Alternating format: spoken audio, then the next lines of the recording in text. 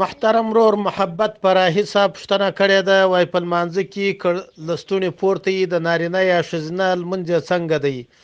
او که لستوڼي پورته یي دی په لمانځه کې بېرته رایله کوي، د دې شخص لمونځ څنګه دی؟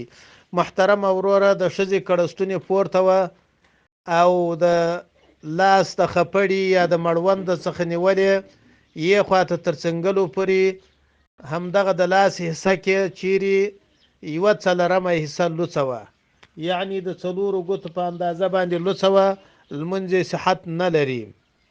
او د نارینه ده که څنګل لوڅه یې هم لمونځ یې صحیح دی، که بیخي تر اوږې پورې لاسونه لوڅ یې هم لمونځ یې صحیح دی. البته د لمانځه ثواب یې کمیږي، یعنی مکروه کیږي چې د ده ړستونې په لمانځه کې پورته وي.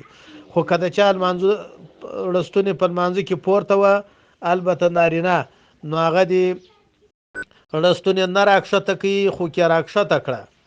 یو چا ورته وکتل، په ده یې دا ګمان وکړي چې یاره دا په لمانځه نه دی ولاړ، دی په خپل ړستونو باندې اخته و، نو لمونځ یې فاسد دی.